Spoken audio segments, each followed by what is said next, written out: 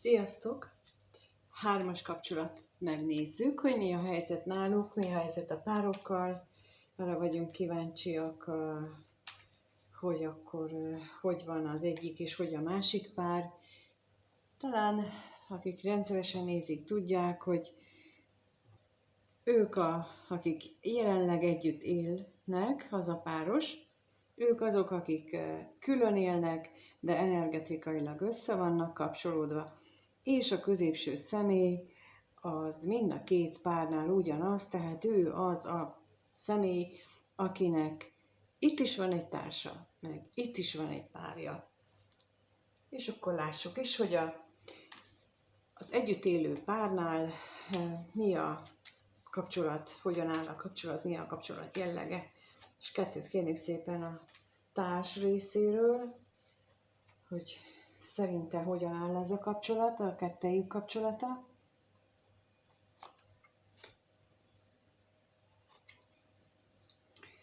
És a középső személy részéről hogyan áll az a kapcsolat. Nos, hát úgy látszik, hogy a társ úgy gondolja, hogy az érzések azért ott vannak, viszont féltékenység is megvan. Lehetséges, hogy ő érzi ezt a féltékenységet, lehetséges, hogy ő valamit sejt abból, hogy a középső személynek máshol is vannak érdekeltségei, és ez nyilvánul meg az ő lapjainál, de akkor rákérdezünk, hogy mit jelent itt ez a szerelem. Mit tudhatunk meg erről az érzésről, erről a mély érzésről? Mit jelent itt ez a szerelem?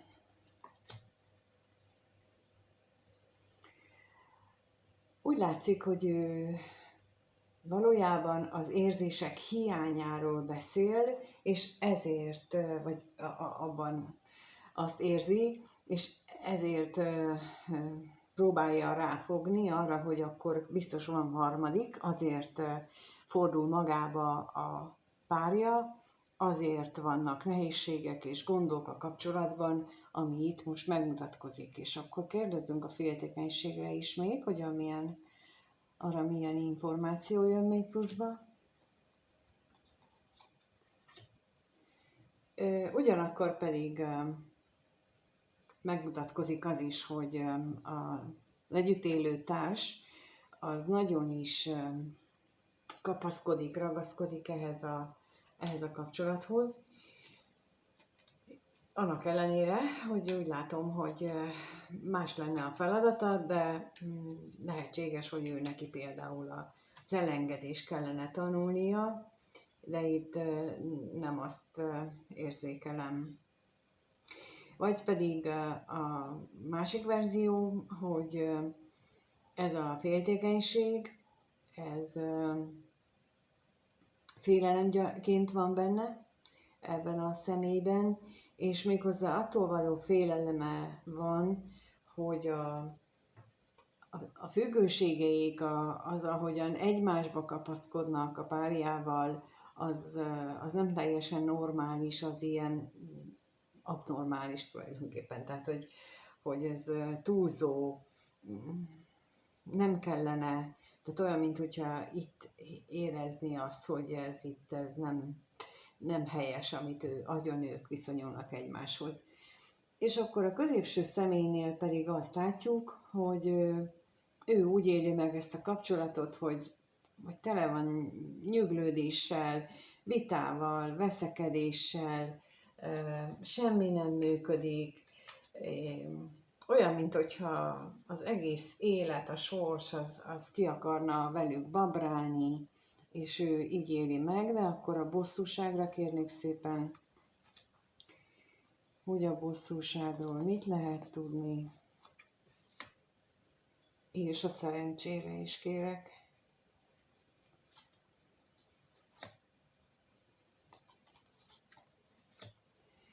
Hát a szerencsének hiány vannak, úgy látszik, hogy hiányozik az életükből a szerencse, mint ahogy mondtam, hogy olyan, mintha a sors kibabrálna, és még a harmadik személlyel való találkozás sem biztos, hogy őt olyan nagyon fel tudja vidítani, vagy ki tudja rángatni ebből a nehéz kapcsolódásból.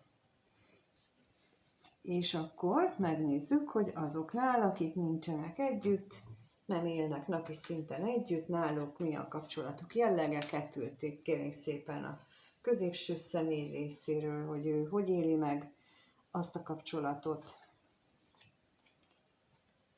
és hogy éli meg a párja ezt a kapcsolatot. Középső személy, úgy látom, hogy ő nagyon reménykedik ebben a kapcsolatban, nagyon úgy érzi, hogy ez egy pozitív számukra, vagy mindkettőjük számára, és hogy mély lelki kapcsolódás van közöttük. Tehát a középső személy határozottan azt érzi, hogy ez egy lelki köteléken alapuló kapcsolat. És akkor itt a reményre kérnék szépen.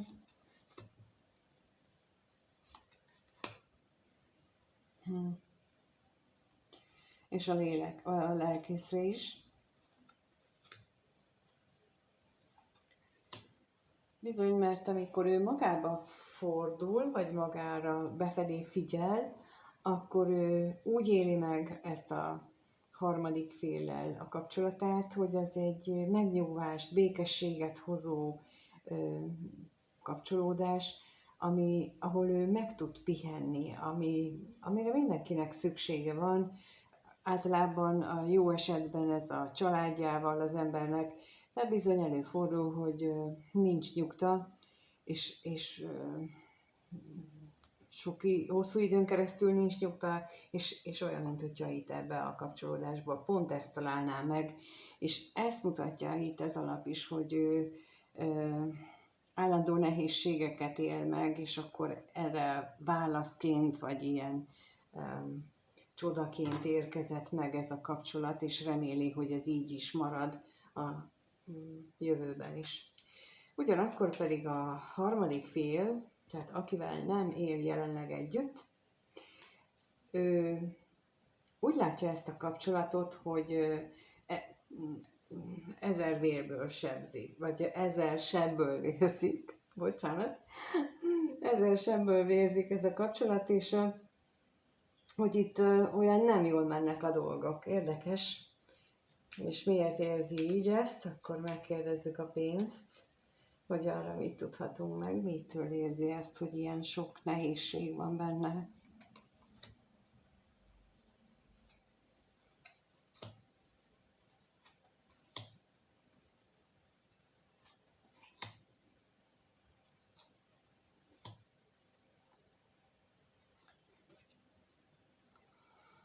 Hát lehetnek itt a középső személy részéről lódítások, tódítások, olyan mellébeszélések, ami miatt a harmadik fél bizalma, hát mondjuk úgy, hogy megrendült, vagy talán még létre sem jött, mert gyakran kaphatta hazugságon, vagy olyan dolgon, ami nem tetszett, vagy ami nem volt igaz. De lehetséges, hogy a középső személynek a függőségei miatt van benne félelem, és arra vágyik, hogy ezek ne legyenek igazak, vagy ezek elmúljanak, ezek a problémák, ezek a félelmek, és hogy ezen rágódnak ők sokat. És akkor a veszteségre is kérnék szépen még.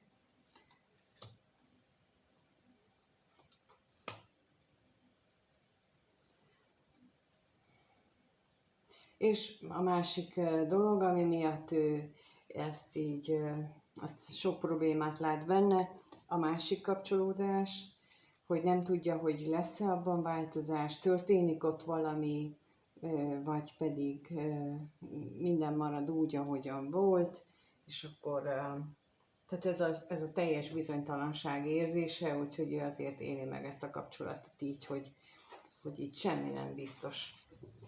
Jó, megnézzük akkor, hogy hogyan gondolnak egymásra a felek, hogyan gondolnak egymásra a hogyan gondolnak egymásra azok, akik jelenleg együtt élnek, egy fedél alatt, együtt töltik a mindennapjaikat, hogyan gondolnak ők egymásra, és kettőt kérek szépen a társ részéről, kettőt kérek a társ részéről, hogy gondol a párjára, és a középső személy hogy gondol a társára.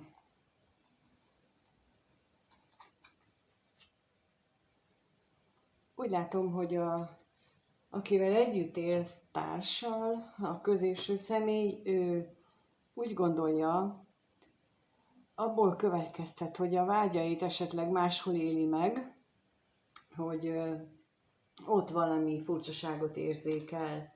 Tehát itt megint kijön az, hogy ő, mint hogyha ő tudná, vagy sejtené, hogy van neki valaki más, de akkor mit tudhatunk meg még itt a vágyról? Mi az, amit megtudhatunk?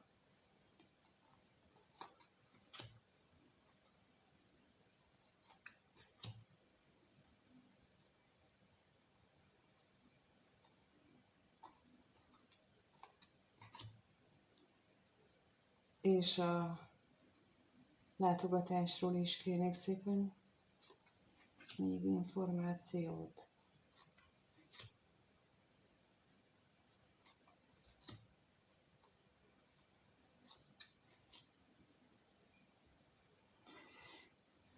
Úgy látom, hogy mint amit az előbb is mondtam, hogy szokásbeli változások történtek, és emiatt érzékeli, vagy gondolja úgy a középső szeméről, hogy itt valaki közbelépett, vagy valaki belépett a kapcsolatba. Sőt, még az is gondolhatja némely esetben, hogy itt egy régi dolog újult fel, vagy igen, tehát régi dolog kezdődött újra, legalábbis a középső személy fejében ez mehet végbe, így gondolja a társa. És a középső személy pedig azt látja, hogy a párja féltékenykedik, akivel együtt él társa, az féltékenykedik, és állandóan a pénz miatt mennek a harcok, a viták, és akkor a szerencsére kérnek szépen.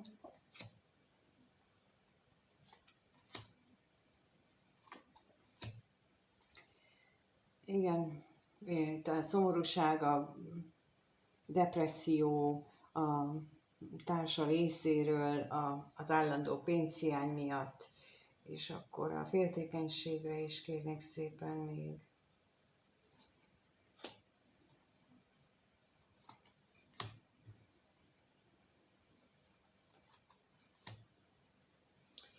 Hát igen, itt pedig az jön ki megint, hogy itt amiatt is aggódik a középső személy, hogy nincs elég.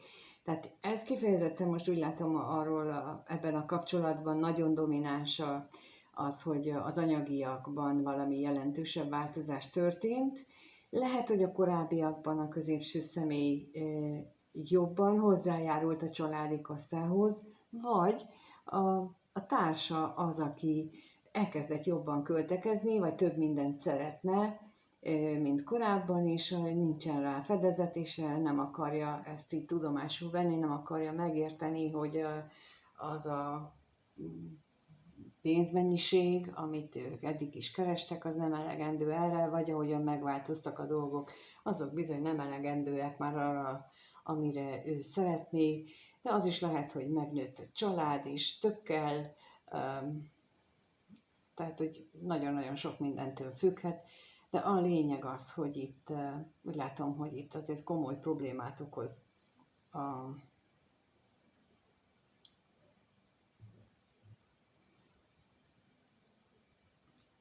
pénz. No, és akkor megnézzük, hogy a másik kapcsolódásban mi a véleményük, gondolatuk egymásról, a középső személy hogy gondol a párjára, azt kérem, 2 lappal, És hogy gondol a párja a középső személyre? Érdekes. A középső személy úgy gondolja, hogy ez a kapcsolódás a számára egy nagyon friss, nagyon kellemes újdonságot hoz, és jól esik neki ebbe az újdonságba időnként elmerülni. Ez ugyanaz nagyjából, mint amit az előbb is láttunk, hogy ő otthon érzi magát, egy olyan hely számára ez a kapcsolódás, ahol ő neki szabad levegőt venni. Most valahogy ez jön. Tehát olyan, mint hogyha a másik helyen még levegőt sem merne venni, mert még azért is rászólnak, meg abba is belekötnek. Ő így érzi. Jó, tehát nem azt jelenti, hogy így van, csak hogy ő így éli meg. Na és akkor kérnék szépen a levélre.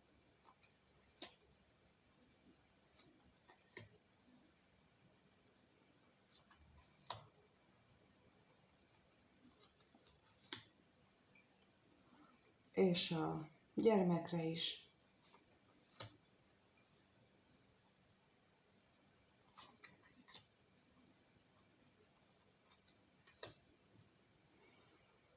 Igen, itt ma a levélre az jött ki, hogy a másik kapcsolatban ő el van köteleződve, és ott mennyire nehezen éli meg a dolgokat, és hogy az érzések, a féltékenység és minden, ami ott megnyilvánul, és itt pedig ez egy stabil, kiegyensúlyozott dolog, bár a társa, itt a harmadik fél, elég nehezen viseli, szerinte, legalábbis a középső fél szerint, időnként szinte már depressziós olyan mértékben viseli meg a kettejüknek a kapcsolódása. És a harmadik fél az pedig nem ilyen rózsaszínnek látja ezt a kettejük kapcsolatát, hanem sokkal inkább ilyen vitákkal és problémákkal terhesnek, és mint ahogy az előbb is mondtam, ezer sebből vérzik, ő úgy éli meg, és ez nyilvánul meg a gondolataiban is. Na és akkor lássuk, hogy mit jelent itt a szerencse.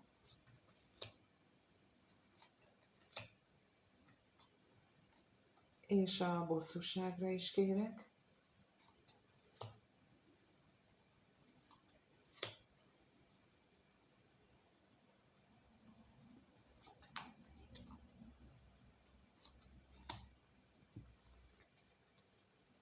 Hát olyan, mintha azt várná, vagy abban reménykedne a középső személlyel kapcsolatban, hogy a köztük lévő távolság, vagy a ritka találkozás, vagy a nehézségek, ami van, az talán hamarosan elmúlik, ebben reménykedik, legalábbis gondolati szinten, és még abban is, arra is gondol, hogy a férfitől, vagy ez igen, mondjuk így a férfi, az nagyon magába merül, nagyon elemzi a dolgokat, elemzi azt, hogy mi ez a nagy vágy egymás iránt, mert biztos hangot is ad ennek, hogy milyen nagyon vágyakozik utána, de ami miatt ő ezt az ezer sebből vérzik állapotot érzékeli, itt azt mutatják a lapok, hogy pillanatnyilag ő úgy éli meg legalábbis, és ez van a gondolataiban, hogy nem jól működnek együtt, nem jól élik meg ezt a kapcsolatot. Tehát itt fönt is, és itt is ez jelenik meg, hogy nem olyan örömteli az együttlétük. Érdekes módon, és a középső személy ennek ellenére mégis úgy éli meg, hogy ez egy csodás jó dolog, legalábbis, ha ő a másik kapcsolatához viszonyítja. Na és akkor itt kijön az, hogy ami fizikából alaptétel, hogy mi a viszonyítási alapunk, az nem mindegy, és ezért fordulhat elő az, hogy például két ember találkozik, akkor az egyik a másik az lenyűgöző tud lenni, miközben ő eddig egészen mást élt meg, mert hogy más volt a körülmény, és itt is erről szól, úgy látom, hogy a középső személy úgy éli meg. Hogyan éreznek egymás iránt, azt kérdezném meg, tehát, hogy akivel együtt él a középső személy, az a társ, mit érez a középső személy iránt? Mit érez?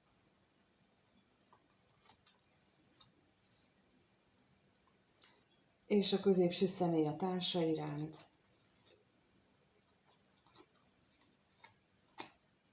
Húha!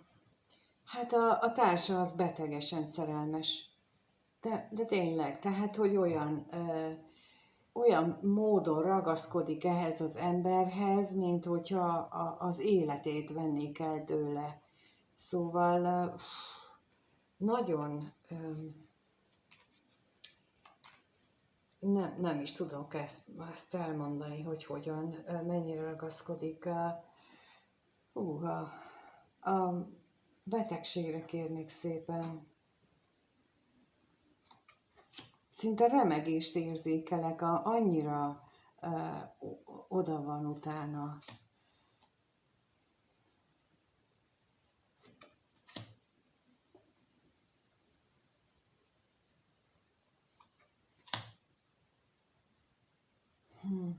És a szerelemre is kérnék szépen.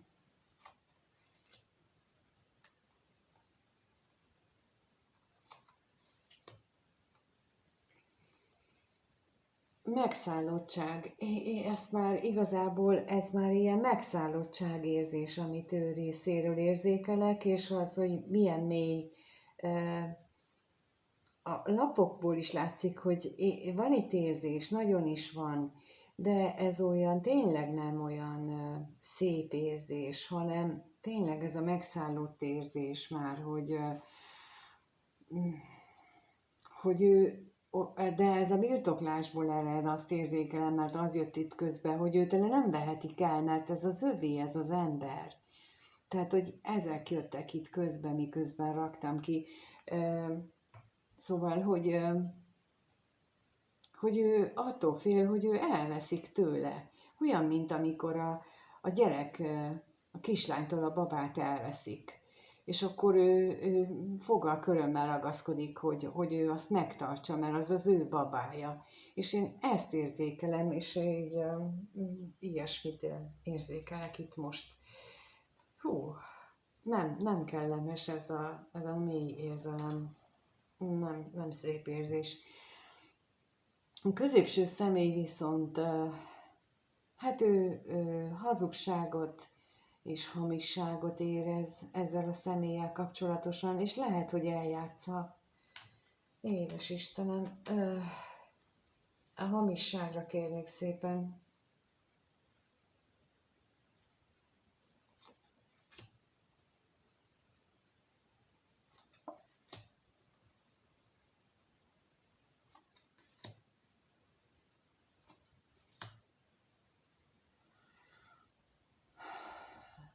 Az egyetlen a múlt, ami miatt képes még erre,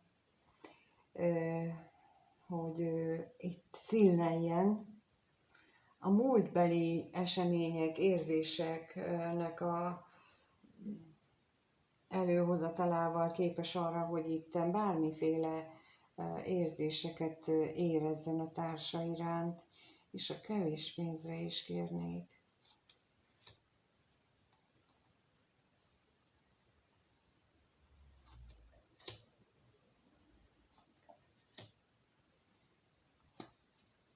És már a megszokás sem nyújtja számára azt a ismerős érzést, azt a kellemességet, amit mondtam, hogy az ember hazaér, és akkor otthon tudja így elengedni magát. Ő nem, már ez sincs benne.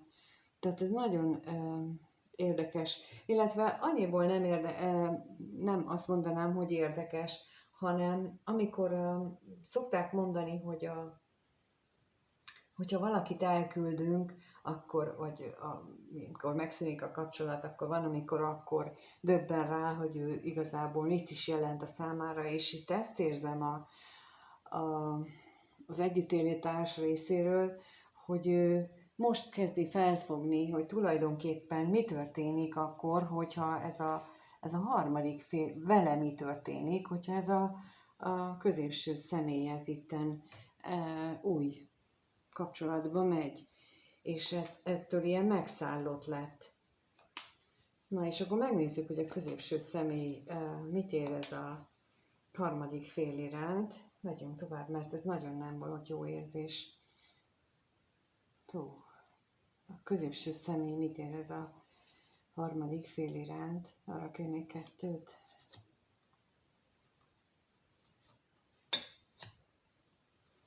Hát fél, tulajdonképpen.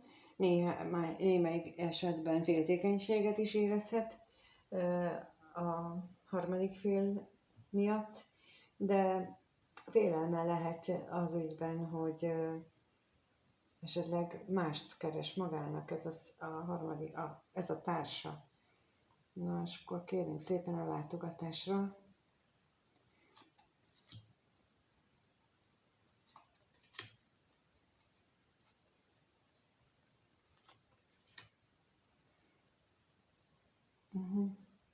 Reménykedik, hogy azért még lesznek nekik kellemes perceik együtt, amit jó lesz megélni. Féltékenységre is kérnék szépen.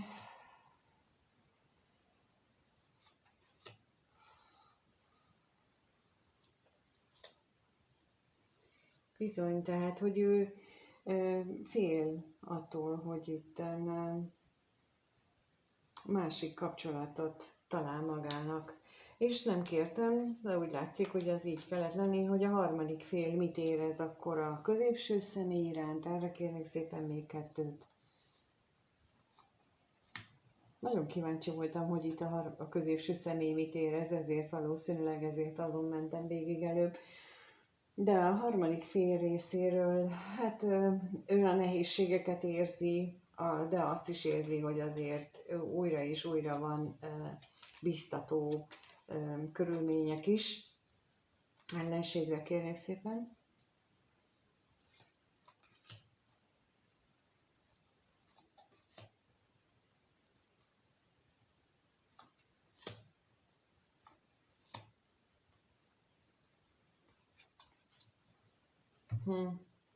Igen, mint mondtam, vannak biztató körülmények, ugyan itt is megmutatkozik, hogy távolság van köztük, ami időnként vitát is okoz, vitát is generál, viszont újra és újra hazatalálnak egymással, vagy egymás társaságában, és akkor a váratlan öröm, kérnék szépen, hazatalálnak egymással ezek. Azért ez egy sokkal másabb energia. A másikat azt még mindig érzékelem, de az nagyon nem ennyire kellemes. De itt a harmadik fél látja a problémákat tulajdonképpen, azt is látja, hogy ezek nem egy könnyen megoldható problémák, nem egy olyan dolog, hogy most a középső személy az fogja magát, aztán csak ugrik, és akkor megyek tovább. Viszont reménykedik abban, hogy kitartó lesz az érzéseiben a középső személy is. Jó, hát akkor megnézzük, hogy mi várható a kapcsolódásokban, egyikben, másikban, mi az, ami várható a következő 1-2 hétben, mi várható a két kapcsolatban, és mi várható a két kapcsolatban, ezt nézzük meg, mi várható.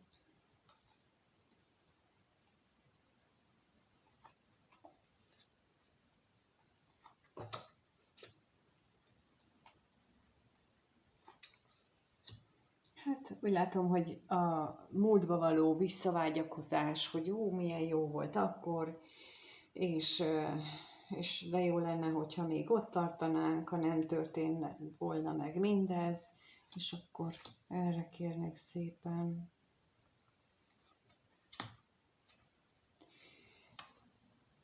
Igen, tehát pont ez, hogy még mielőtt a veszteségek megtörténtek volna, az anyagi veszteség is, illetve az jön itt ki most, na és akkor a vágyakozásra is kérnék még.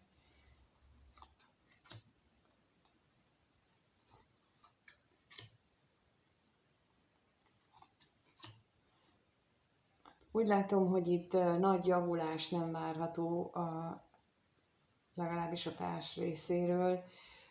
Megjelenik megint az, hogy az anyagiak miatt itt problémák vannak, ennek hangot is ad az illető, és imádkozik. Imádkozik esetleg, hogy visszajöjjön a múlt. Csak ilyenkor azt felejtik el, hogy azért van ez a helyzet, mert hogy a múlt sem volt jó. Tehát ott sem lett jól megcsinálva, úgyhogy a múltnak a visszahozatala az nem megoldás, hanem itt most a tényfeltárás lenne a helyes. De akkor nézzük, a középső személy részéről fogalma sincs, hogy mit szeretne.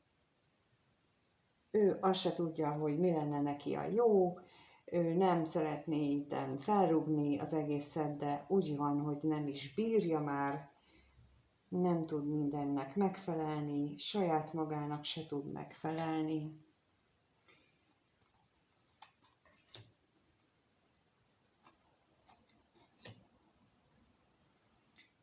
És a reményre is kérek.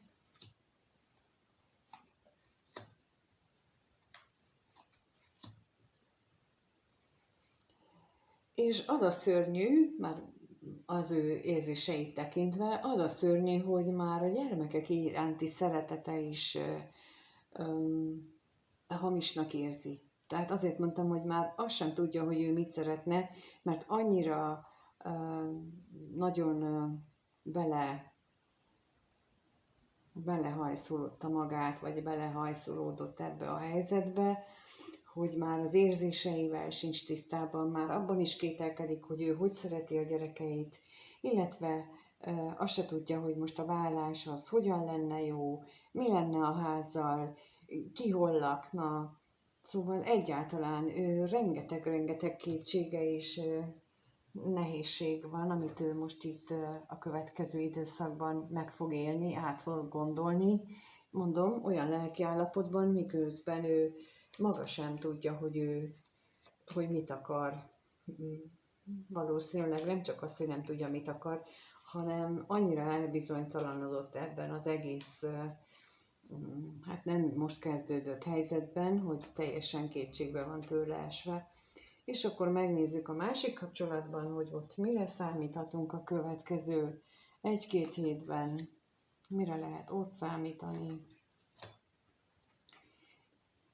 És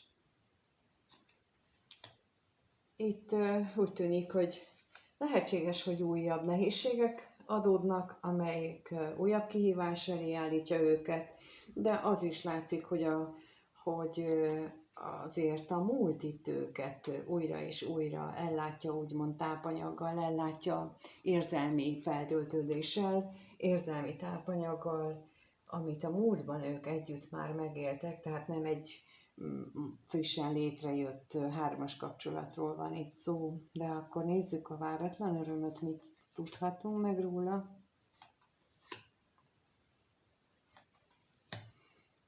És az ajándékot is.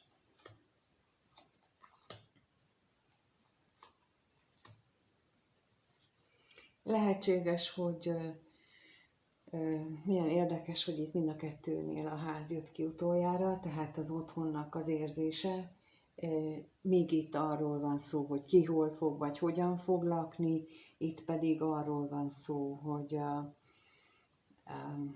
annak az átgondolása, hogy hogyan tudnak ők együtt lenni egy közös otthonban, egy közös házban, hogyan lehetne itt megvalósítani. Tehát itt az együttéléssel rejlő problémákat érzékelem, ott pedig az, hogyha külön mennek, akkor hogyan oldódhatna meg. Ugyanakkor pedig, amint mondtam, hogy a múltból táplálkoznak, a múlt szenvedélyéből, vágyából, amit ők megéltek, és azért itt félelmek is vannak, de mégiscsak ott vannak, és mint ahogy mondtam, egy újfajta nehézségekkel állnak majd szemben. Lehetséges, hogy pont ez volt az, amit itt mondtam, hogy itt ők azon gondolkodnak, hogy hogyan tudnának ők közösen élni, hogyan lehet ezt megvalósítani, vagy legalábbis az egyik őjük gondolkodik ezen.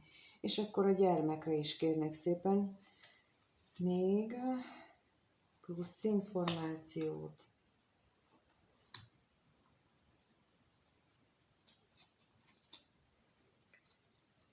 Hát igen, tehát hogy a lelki kötődésük az hogyan tudják a fizikai síkra lehozni. Ellenségre is kérek.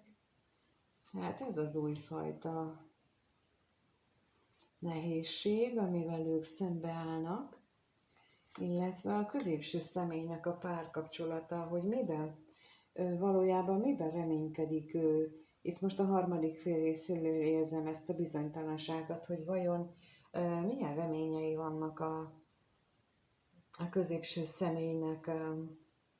Tehát nem biztos, hogy beavatja a harmadik felet a középső személy abba, amit ő itt megél, és emiatt a bizonytalanság miatt vannak itt új keletű, vagy újabb fajta nehézségek, akadályok, amik így felmerülnek. Hát ez egy nehéz kirakás volt, nagyon nehéz érzéssel, ott most már kicsit jobban érzem magam, de az ott nagyon, tényleg ilyen megszállottságig meg akarom tartani, össze akarom tartani. Valószínűleg ő benne nagyon erős ez a családi egybetartási érzés, vagy kötelék. Úgyhogy őt ez motiválja igazából, mert mint mondtam, hogy érzelmileg viszont nem szép maga az energia, az nem egy kellemes volt. És ezt, mint sokszor elmondtam már, a férfiak, ha férfi a középső személy, és nő a párja, akkor a férfiak ezt nagyon érzékelik, nem tudatosan, de annyira nagyon tudják, hogy mit érez a másik, és ezt a görcsös ragaszkodást, ezt így folytogatónak élik meg, és az nagyon-nagyon taszítja őket. Hát, hogyha ez illik rád, és azért kérsz, mondjuk, hogy a tiédet nézzük meg, vagy ha nem illik rád, és vagy szeretnéd, hogy rád ne illjen, és akkor milyen jó kis szó. Szóval, hogy szeretnéd, hogy ne ilyen legyen a te kirakásod, akkor is kérheted azt, hogy egyénileg nézzük meg, hogy mi a helyzet a te kapcsolatodban. Úgyhogy az elérhetőség a leírásban megtalálod, kérlek, keresd nyugodtan. És köszönöm szépen, hogy itt voltatok, és végignéztétek ezt a hosszú kirakást. Köszönöm a lájkot, a feliratkozást, és mindenkinek minden jót kívánok. Sziasztok!